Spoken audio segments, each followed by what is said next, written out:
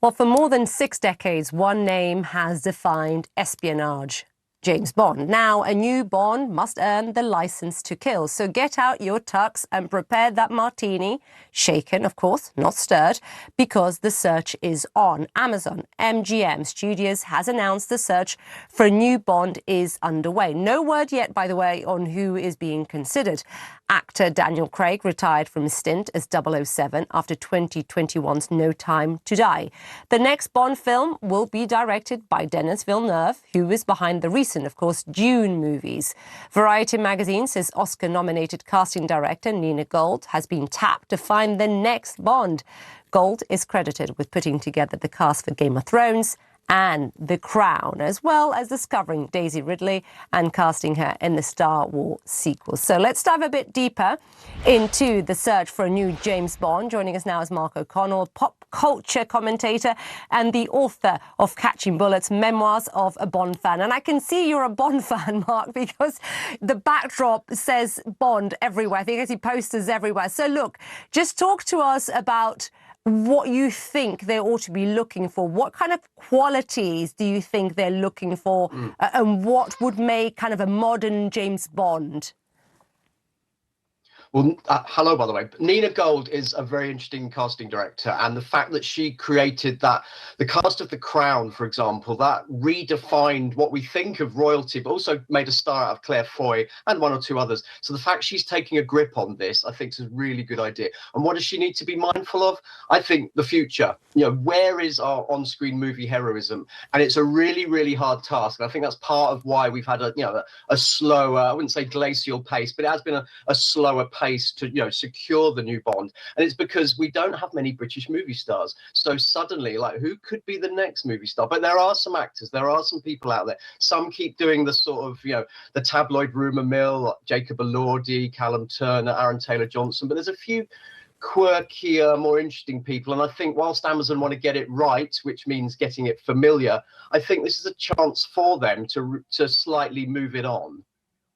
Right, let me just show our viewers some of the names being considered, because according to you, the UK betting house here, this is the odds on some of the characters. You mentioned some: Callum Turner, Harris Dickinson, Aaron Taylor-Johnson, Jacob Elordi. Do you think any of them could be it, or you're pointing there, this is from Paddy Power, or do you think they will look beyond that? I mean, do they want continuity or total reinvention is my question, basically. It's a weird one. It's a reinvention of continuity. So it's kind of taking it forward, but not taking it too forward. I think Harris Dickinson's a really interesting one, although he's starting to go into directing. But those four faces you've had there, yes, they are all the right people. Aaron Taylor-Johnson, Jacob Elordi. Jacob Elordi's interesting at the moment. His star's rising, like Callum Turner. I mean, Jacob Elordi's played Elvis Presley, Frankenstein's monster. He's kind of doing good stuff at the moment. He's about 82 foot tall. He's a very tall man. Not sure he'll get in the DB5, but that's for other people to work out. But I do think, and also what I'm mindful of is that the producers of this film, David Heyman, Amy Pascal, and Courtney Valenti, collectively they were part of Project Hail Mary, which has been a really good hit. Now it's based on a space novel, and it's Ryan Gosling. I'm not saying Ryan Gosling is our next Bond, but they will be mindful of that sense of star power. But finding someone who's not a star yet, that's what the Broccoli's always tried to do and successfully did. And that's what Nina Gold and Amazon have now got. That's the mission on their hands.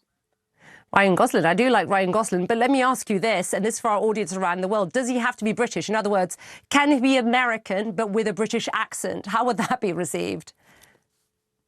I think we'll keep it British. Let's keep it British. That's where the character came from. That's where the production's going to be housed. I think British, an English character going forward, yes, and I think that's what the world wants as well. So no, not someone who can speak English. Although Jacob Elordi is Australian, having an American career, but he'll be the only exception to that rule, or my rule anyway.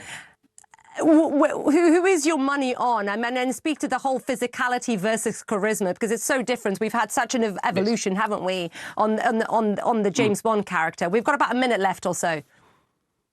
Yeah, okay. An actor I've always just kept my eye on, and Barbie was made by the producers of this new Bond film. And there's an actor called Kingsley Ben-Adir, and I just looked at him. He's one of the dancing Kens, and he just reminded me of a young '60s Connery. I'm not against Harris Dickinson. Also George Mackay as well. Keep an eye on him. And Nina Gold, she found George Mackay, Kit Harington, Richard Madden. So yeah, I think she'll find someone new. I don't think it'll be from her output of work so far. But yeah, they're my names that I'm sort of pondering and thinking could be right. Mark, really appreciate it. There's so many. The search is on. We're all really excited to see who they pick and to see what that continuation, of course, is like from Daniel Craig. Appreciate it. Thanks for coming on the show. That's Mark O'Connor with, of course, the author of Catching Bullets, Memoirs of a Bond Fan. Thank you.